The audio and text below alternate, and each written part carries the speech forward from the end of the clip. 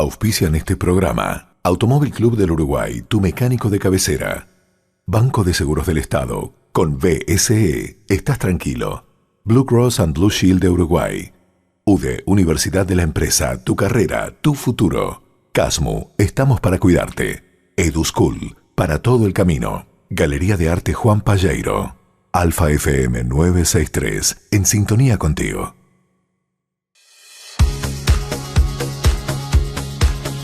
La Asociación de Dirigentes de Marketing del Uruguay tiene sumo orgullo en presentar Conferencias Memorables, una historia viva. La colección de oro de ADM. Haciendo que las cosas sucedan. En nombre de la Asociación de Dirigentes de Marketing les doy la bienvenida para retomar este ciclo que tiene como cometido traer conferencias, disertaciones propiciadas por ADM que se han transformado en conferencias memorables. Y es un honor para ADM recibir hoy al economista Ariel Dabrié. Contador, bienvenido. Muchas gracias, Naveira. Agradecido por la invitación a ADM y con mucho gusto. Pues es un gusto para nosotros. Usted es contador y economista, además. En realidad el título que tenemos todos, pastor y demás, somos casi de la misma edad, es contador público economista. Bien. Así que puedo usar el título. Perfecto. Un servidor público por vocación. Esto lo definió así un grupo de economistas en un homenaje que le realizó la Academia de Economía. El economista Ariel Dabrié tiene una larguísima, una vasta trayectoria en el ámbito gubernamental. Fue director de la Oficina de Planeamiento en los dos gobiernos de Sanguinetti, en el gobierno de Jorge Valle también. Hasta el año 2005. En el ámbito académico ha sido durante muchos años profesor grado 5 del Departamento de Economía de la Facultad de Ciencias Económicas y Administración, y además es autor de varios libros que tienen que ver con su conocimiento y su pasión por la economía. Alguien me decía, y el presidente Sanguinetti lo dice fuera de micrófono y lo dice con micrófono abierto, si alguien sabe del andamiaje y el funcionamiento de un gobierno es Dabrié.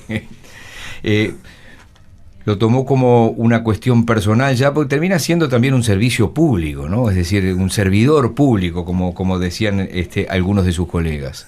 Sí, en realidad, efectivamente es así.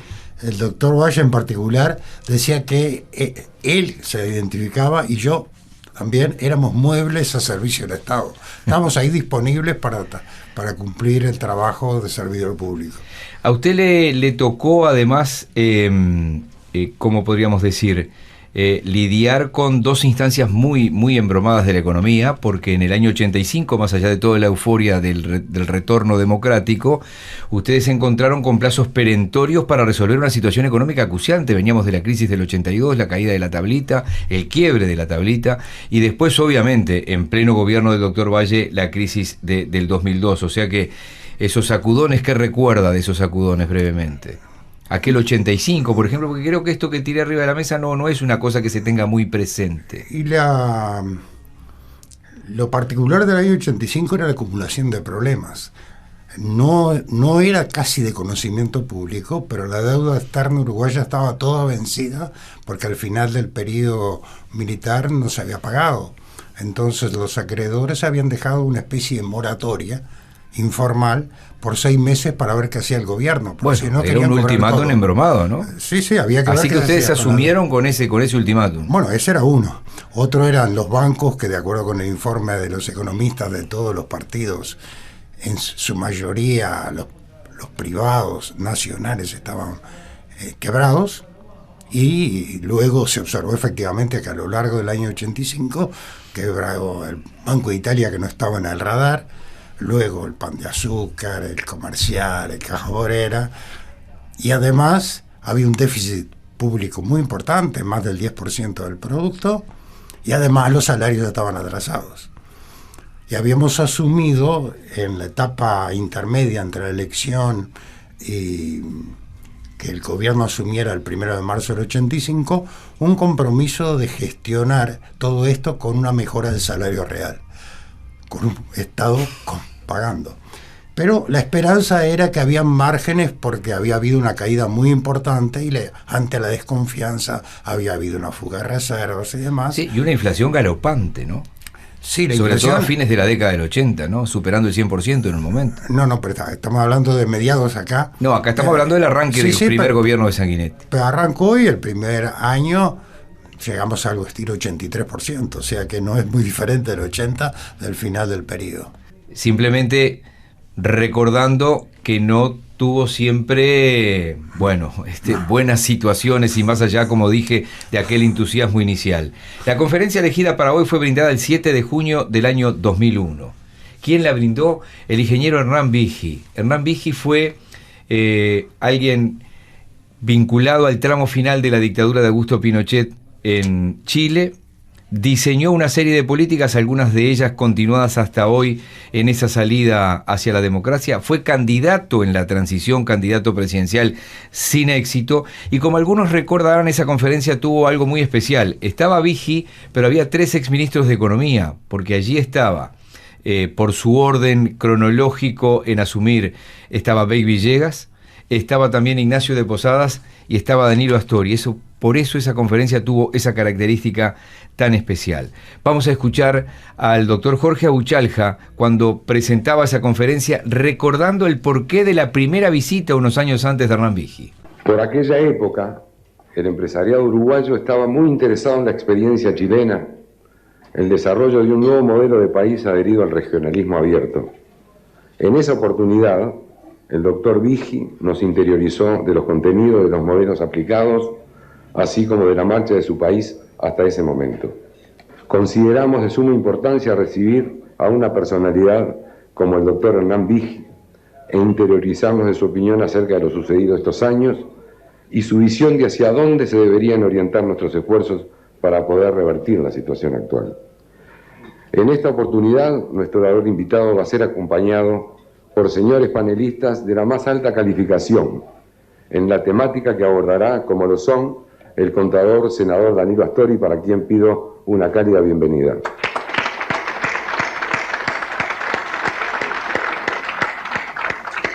El doctor Ignacio de Posadas, ex senador de la República, ex ministro de Economía de nuestro país. Y el ingeniero Alejandro Bey Villegas, consultor internacional, ex ministro de Economía de nuestro país.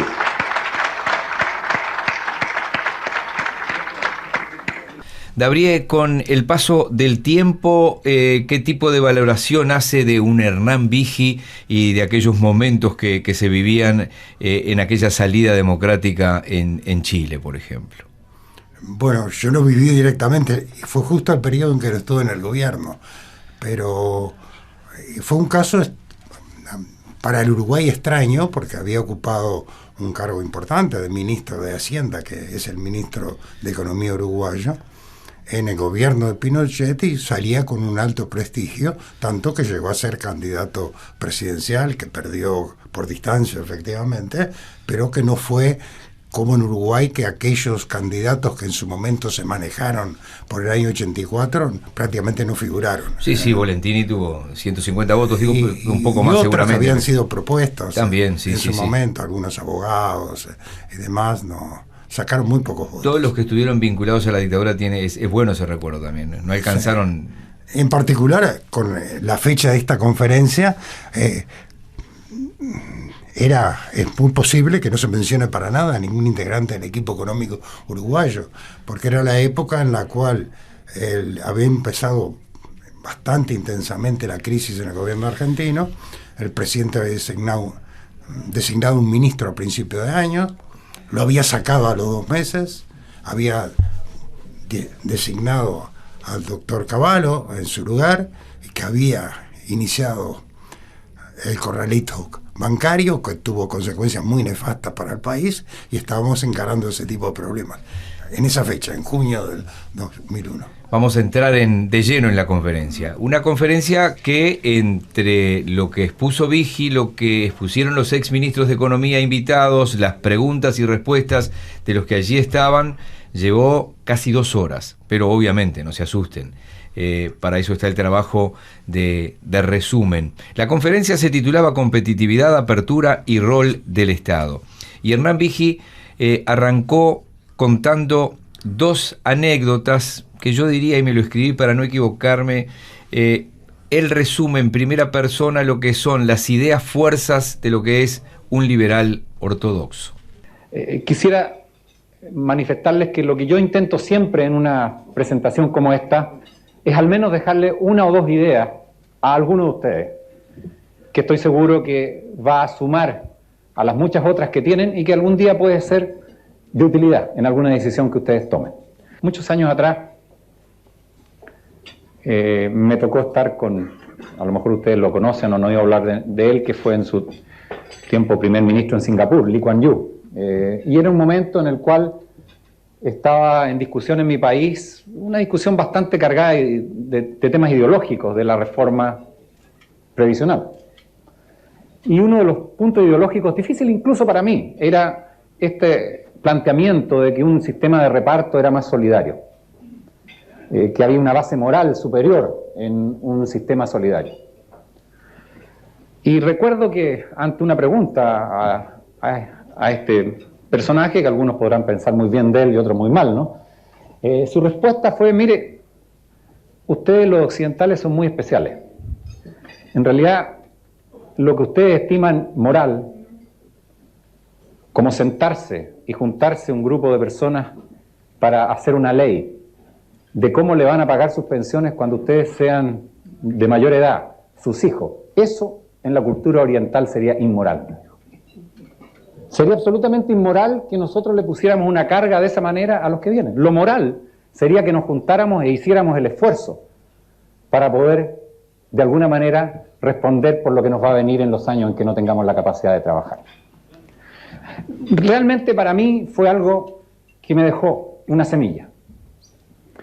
Y en otra área muy distinta y mucho más complejo, y no lo puedo explicar tan simplemente, fue cuando me encontraba en una dificultad que muchas veces se encuentra en nuestros países cuando reforman, y es ver que se abren las economías, se inicia un proceso dinámico de progreso, y sin embargo no hay ahorro. Y de alguna manera tenemos que depender de ahorro externo para las inversiones, y a veces dependemos demasiado de ahorro externo, y se dice, bueno, es que nosotros no servimos para ahorrar, somos muy pobres para ahorrar. Y cuando uno mira países como los del sudeste asiático, o la tasa de ahorro en un país como China, que son bastante más pobres que nosotros, no es cierto, no puede ser, no es por nivel de pobreza, de hecho es al revés. Si uno es más pobre está más dispuesto a hacer el esfuerzo. Y entonces, pensando qué elementos podían confluir para este tipo de cosas, y como les digo, esto fue una cosa distinta, no tiene tal trasfondo moral, pero mucho más técnica. La verdad es que tuve la oportunidad de conversar en un seminario con un americano destacado que me hizo todo un análisis de los impuestos y sus efectos, y en especial del impuesto a las corporaciones y sus efectos en la asignación de recursos y en el ahorro, que me ayudó a tomar ciertas decisiones en Chile en un momento que creo que fueron útiles para lograr que Chile aumentara su nivel de ahorro y viera en forma importante resolver lo que parecía una etapa imposible de pasar en nuestras reformas, que después de un pulso inicial no se lograba la masa crítica para generar el crecimiento en el futuro. Curiosamente, hace pocas semanas atrás me tocó ver unas declaraciones del actual ministro de Hacienda, o secretario del Tesoro americano, que tocan justo esos dos puntos. No sé si algunos de ustedes las han visto, obviamente no creo que tenga la capacidad de llevarlas adelante, ¿no? Pero opiniones formales de quien es secretario de Hacienda de un país como Estados Unidos, dichas por la prensa. Dijo, mire, yo creo que hemos dado un paso importante con este cambio de impuestos, reducción de impuestos, pero yo estimo que el paso que debiéramos dar es eliminar el impuesto a las corporaciones.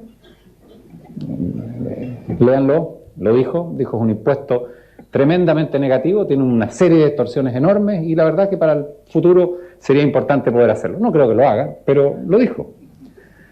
Y la otra cosa que dijo, que también encontré interesante, que está relacionada con esto mismo que estamos hablando, a propósito de los programas se llaman Medicare, Medicaid, o sea, estos programas de ayuda a las personas de mayor edad, decía, mire, lo que no podemos hacer es generar reglas de modo que, al final, personas que son perfectamente capaces y que han tenido una vida productiva, se sientan que no tienen la responsabilidad de generar las bases para cuidar de ellos mismos cuando lleguen a el momento de dificultad. Las dos cosas juntas, dichas en un mismo titular por un ministro, hay que atreverse. Yo la verdad es que no me atrevería. Veo difícil atreverse a decir cosas como esa. Eso está detrás de mi mente. Quiero que lo entiendan, porque es importante para explicar lo que voy a comentar después. Esto es Conferencias Memorables, la colección de oro de ADM. Son cosas que yo no me haría decir, dice Vigil en esa parte de la conferencia, citando, por ejemplo, al secretario del Tesoro en ese momento de los Estados Unidos. Es cuando él en la conferencia dice, habló incluso de quitar algún peso de los impuestos a las grandes corporaciones, que pasó después con Trump, muchísimos años después, ¿no? Era levemente gracioso porque él decía, son cosas que yo no me haría decir, pero pone en boca de nada más ni nada menos que lo que viene a ser el ministro de Economía de Estados Unidos alguna de sus ideas fuerzas.